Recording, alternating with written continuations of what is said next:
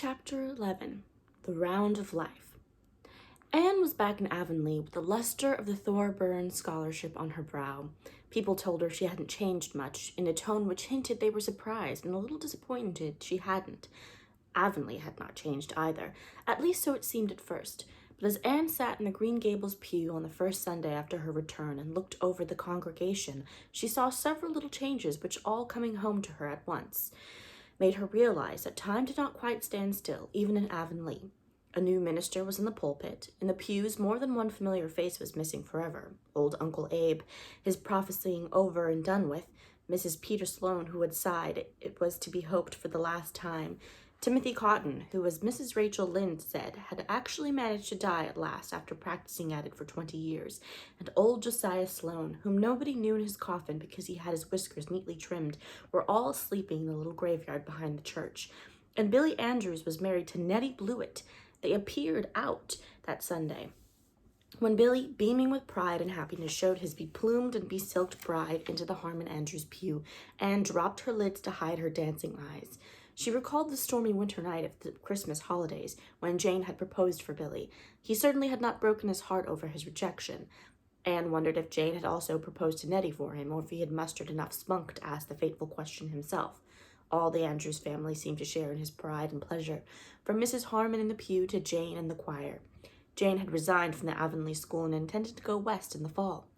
"Can't get a beau in Avonlea, that's what," said Mrs. Rachel Lynde scornfully. "Says she thinks she'll have better health out west. I never heard her health was poor before." "Jane is a nice girl," Anne had said loyally. "She never tried to attract attention as some did." "Oh, she never chased the boys, if that's what you mean," said Mrs. Rachel Lynde. "But she'd like to be married just as much as anybody, that's what. What else would take her out west to some forsaken place whose only recommendation is that men are plenty and women scarce? Don't you tell me." But it was not at Jane Anne gazed that day in dismay and surprise. It was at Ruby Gillis, who sat beside her in the choir. What had happened to Ruby? She was even handsomer than ever, but her blue eyes were too bright and lustrous, and the color of her cheeks was hectically brilliant. Besides, she was very thin. The hands that held her hymn book were almost transparent in their delicacy. "Is Ruby Gillis ill?" Anne asked of Mrs. Lynde as she went home from church. "Ruby Gillis is dying of galloping consumption," said Mrs. Lynde bluntly. "Everybody knows it except herself and her family. They won't give in. If you ask them, she's perfectly well. She hasn't been able to teach since she had the attack of congestion in the winter, but she says she's going to teach in the fall. And she's after the White Sands School. She'll be in her grave, poor girl, when White Sands School opens, that's what." Anne listened in shocked silence. Ruby Gillis, her old school chum, dying? Could it be possible? Of late years they had grown apart, but the old tie of schoolgirl intimacy was there, and made itself felt sharply in the tug the news gave at Anne's heartstrings. Ruby, the brilliant, the merry, the coquettish, it was impossible to associate the thought of her with anything like death. She had greeted Anne with gay cordiality after church and urged her to come up the next evening. "I'll be away Tuesday and Wednesday evening," she'd whispered triumphantly. "There's a concert at Carmody and a party at White Sands. Herb Spencer's going to take me. He's my latest. Be sure to come up tomorrow. I'm dying for a good talk with you. I want to hear all about your doings at Redmond." Anne knew that Ruby meant that she wanted to tell Anne all about her own recent flirtations, but she promised to go, and Diana offered to go with her. "I've been waiting to go see Ruby for a long while," she told Anne, when they left Green Gables the next evening, "but I really couldn't go alone. It's so awful to hear Ruby rattling on as she does, and pretending there's nothing the matter with her, even when she can hardly speak for coughing. She's fighting so hard for her life, and yet she hasn't any chance at all, they say." The girls walked silently down the red twilight road. The robins were singing vespers in the high treetops, filling the golden air with their jubilant voices. The silver fluting of the frogs came from marshes and ponds over fields where seeds were beginning to stir with life, and thrilled to the sunshine and rain that had drifted over them. The air was fragrant with the wild, sweet, wholesome smell of young raspberry copses. White mists were hovering in the silent hollows, and violet stars were shining bluely on the brooklands. "What a beautiful sunset," said Diana. "Look, Anne, it's just like a land in itself, isn't it? That long, low bank of purple cloud is the shore, and the clear sky further on is like a golden sea. If we could sail to it in the moonshine boat Paul wrote of in his old composition, you remember, how nice it would be." said Anne, rousing from her reverie. Do you think we could find all our yesterdays there, Diana? All our old springs and blossoms? The beds of flowers that Paul saw there are the roses that have bloomed for us in the past. Don't, said Diana. You make me feel as if we were old women with everything in life behind us. I think I've almost felt as if we were since I heard about poor Ruby, said Anne. If it is true that she is dying, any other sad thing might be true too. You don't mind calling in at Elisha Wright's for a moment, do you? Asked Diana. Mother asked me to leave this little dish of jelly for Aunt Atossa. Who is Aunt Atossa? Oh, haven't you heard? She's Mrs. Sampson Coates of Spencervale, Mrs. Elisha Wright's aunt. She's father's aunt, too. Her husband died last winter, and she was left very poor and lonely, so the Wrights took her to live with them. Mother thought we ought to take her, but father put his foot down. Live with Aunt Atossa he would not. Is she so terrible? Asked Anne absently. You'll probably see what she's like before we can get away, said Diana significantly. Father says she has a face like a hatchet. It cuts the air, but her tongue is sharper still. Late as it was, Aunt Atossa was cutting potato sets in the Wright kitchen. She wore a faded old wrapper on her gray hair, and her gray hair was decidedly untidy. Aunt Atossa did not like being caught in a kilter, so she went out of her way to be disagreeable. Oh, so you're Anne Shirley, she said when Diana introduced Anne. I've heard of you. Her tone implied that she had heard nothing good. Mrs. Andrews was telling me you were home. She said you had improved a good deal. There was no doubt Aunt Atossa thought there was plenty of room for further improvement. She ceased not from cutting sets with much energy. Is it any use to ask you to sit down? She inquired sarcastically. Of course, there's nothing very entertaining here for you. The rest are all away. Mother sent you this little pot of rhubarb jelly, said Diana pleasantly. She made it today and thought you might like some. Oh, thanks, said Aunt Atossa sourly. I never fancy your mother's jelly. She always makes it too sweet. However, I'll try to worry some down. My appetite's been dreadful poor this spring. I'm far from well, continued Aunt Atossa solemnly. But still, I keep a-doing. People who can't work aren't wanted here. If it isn't too much trouble, will you be condescending enough to set the jelly in the pantry? I'm in a hurry to get these spuds done tonight. I suppose you two ladies never do anything like this. You'd be afraid of spoiling your hands. I used to cut potatoes sets before we rented the farm, smiled Anne. I do it yet, laughed Diana. I cut sets 3 days last week, of course, she added teasingly. I did my hands up in lemon juice and kid gloves every night after it. Aunt Atossa sniffed. I suppose you got the notion out of some of those silly magazines you read so many of. I wonder your mother allows you, but she always spoiled you. We all thought when George married her she wouldn't be a suitable wife for him. Aunt Atossa sighed heavily as if all forebodings upon the occasion of George Barry's marriage had been amply and darkly fulfilled. Going, are you? She inquired as the girls rose. Well, I suppose you can't find much amusement talking to an old woman like me. It's such a pity the boys ain't home. We want to run in and see Ruby Gillis a little while, explained Diana. Oh, anything does for an excuse, of course, said Aunt Atossa amiably. Just whip in and whip out before you have time to say how do decently. It's college airs, I suppose. You'd be wiser to keep away from Ruby Gillis. The doctors say consumption's catching. I always knew Ruby'd get something, gadding off to Boston last fall for a visit. People who ain't content to stay home always catch something. People who don't go visiting catch things, too. Sometimes they even die, said Diana solemnly.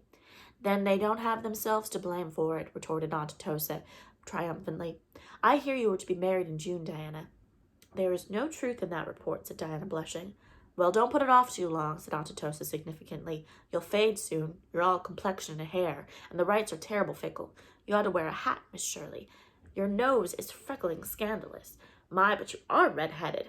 Well, I suppose we're all as the Lord made us. Give Marilla's Cuthbert my respects. She's never been to see me since I came to Avonlea, but I suppose I oughtn't to complain.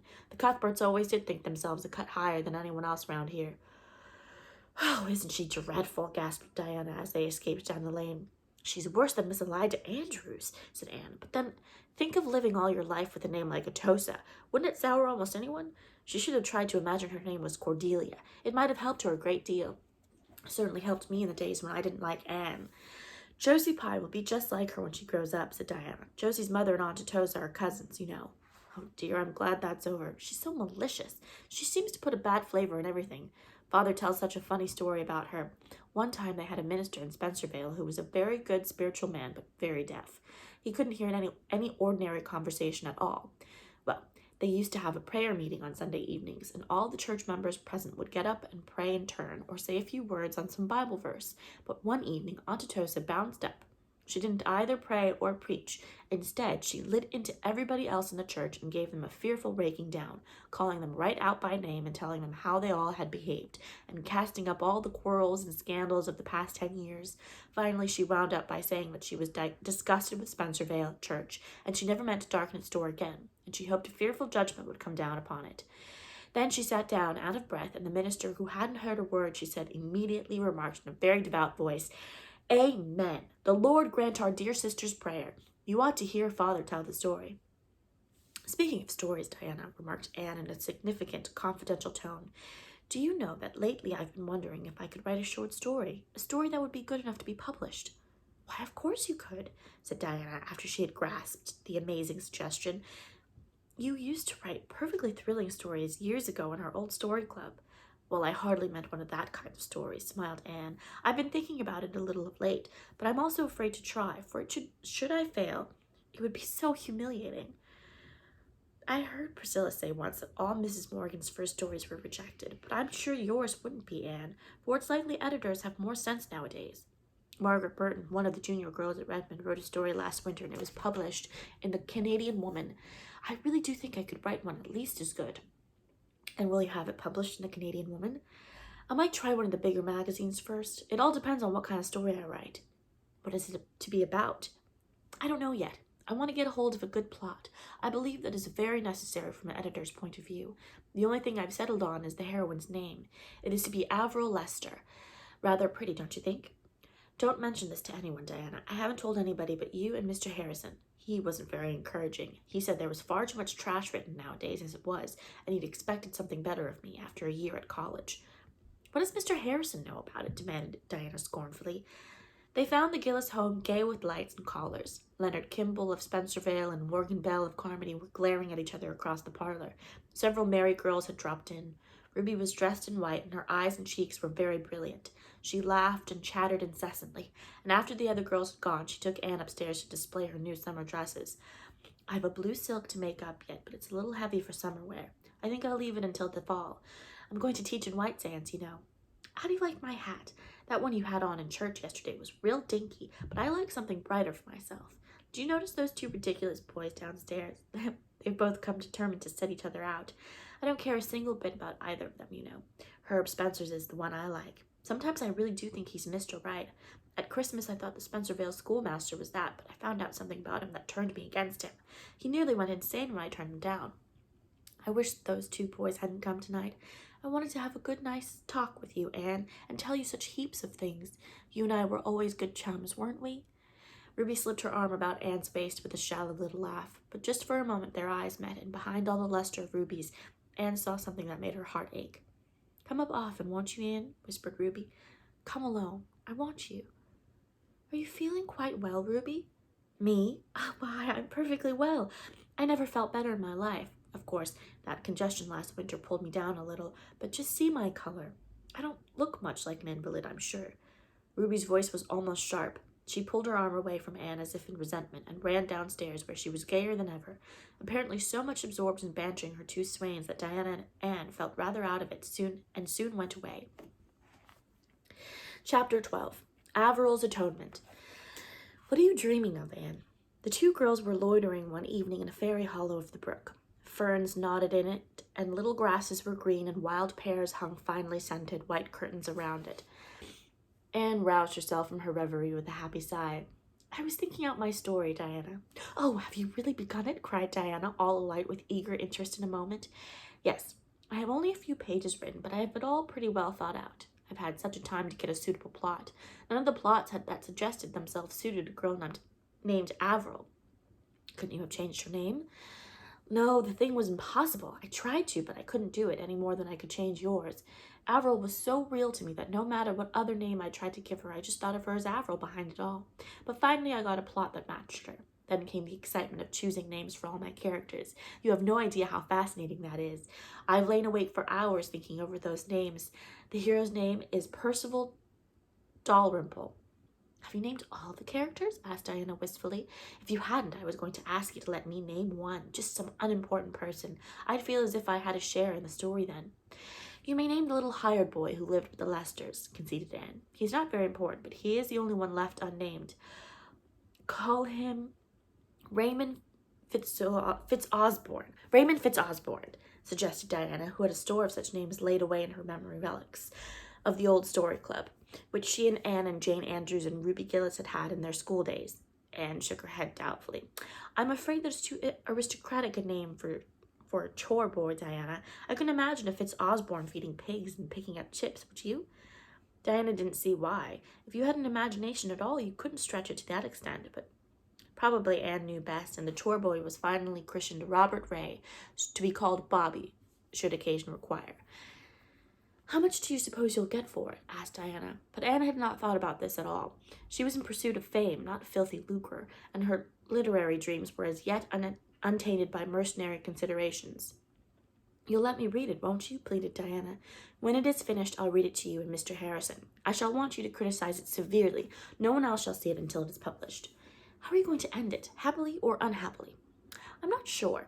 I'd like it to end unhappily because that would be so much more romantic, but I understand editors have a prejudice against sad endings. I heard Professor Hamilton say once that nobody but a genius should try to write an unhappy ending, and, concluded Anne modestly, I'm anything but a genius.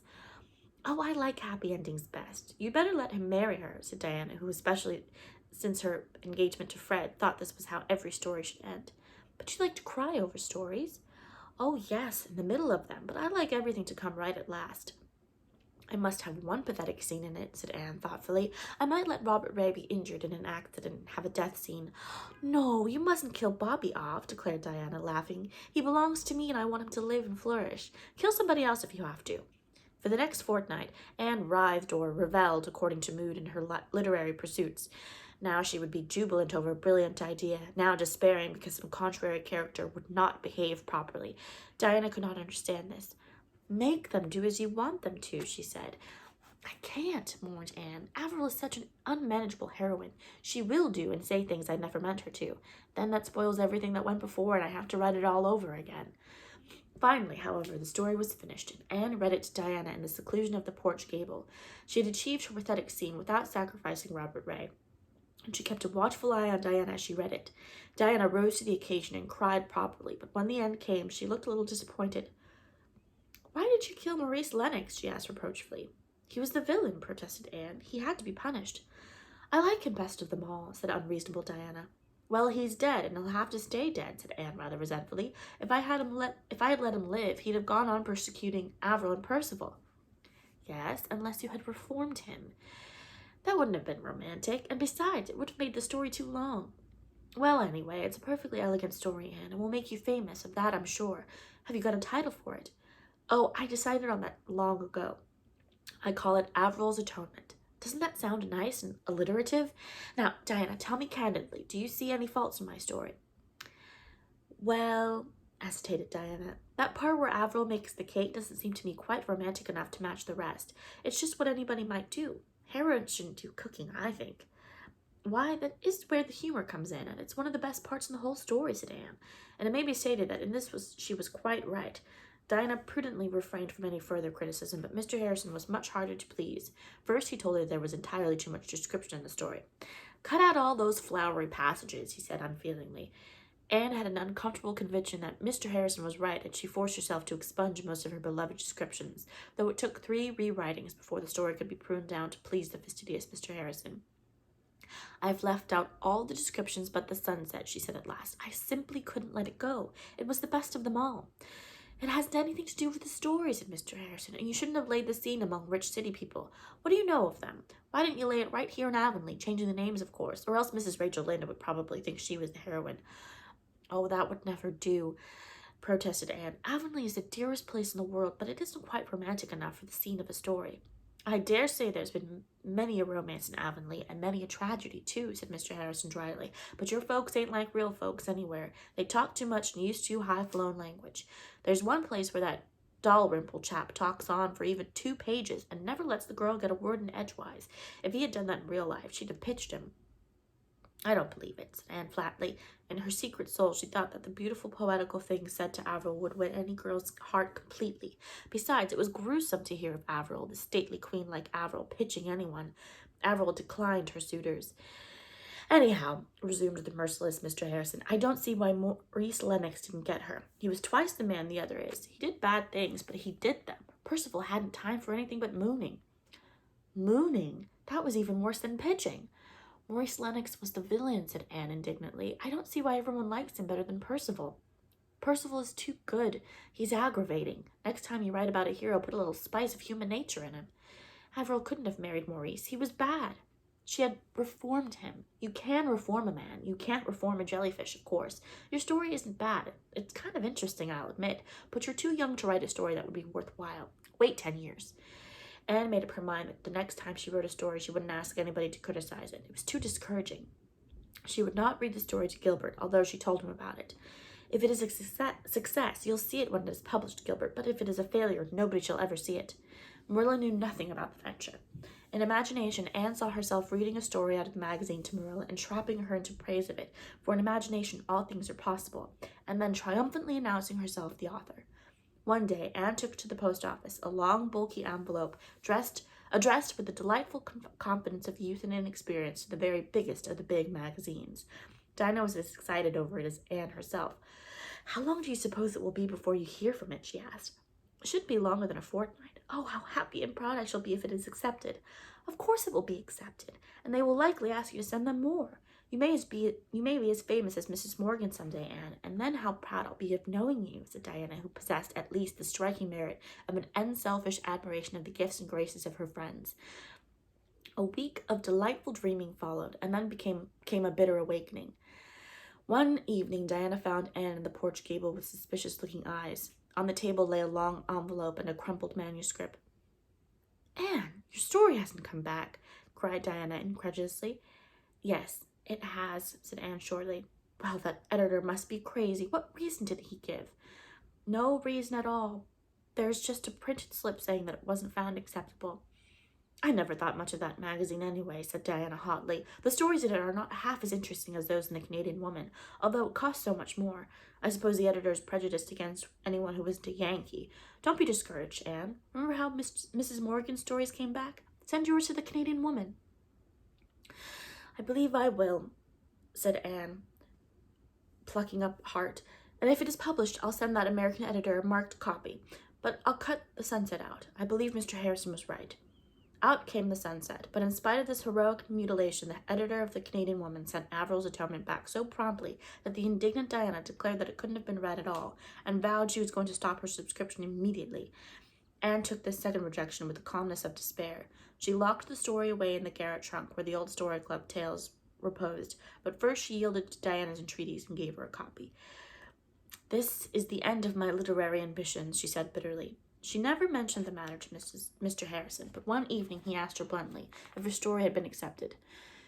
No, the editor wouldn't take it, she answered briefly. Mr. Harrison looked sideways at the flushed, delicate profile. Well, I suppose you'll keep writing up, then, he said encouragingly. No, I shall never try to write a story again, declared Anne, with the hopeless finality of 19, when a door shut in its face. I wouldn't give up altogether, said Mr. Harrison reflectively. I'd write a story once in a while, but I wouldn't pester editors with it. I'd write of people and places like I knew, and I'd make any of my characters talk everyday English, and I'd let the sun rise and set in the usual quiet way without much fuss over the fact. If I had to have villains at all, I'd give them a chance. And I'd give them a chance. There are some terrible bad men in the world, I suppose, but you'd have to go a long piece to find them, though Mrs. Lynde believes we're all bad. But most of us have got a little decency somewhere in us. Keep on writing, Anne. No, it was very foolish of me to attempt it. When I'm through Redmond, I'll stick to teaching. I can teach. I can't write stories. It'll be time for you to be getting a husband when you're through Redmond, said Mr. Harrison. I don't believe in putting marrying off too long like I did. Anne got up and marched home. There were times when Mr. Harrison was really intolerable, pitching, mooning, and getting a husband. Ugh!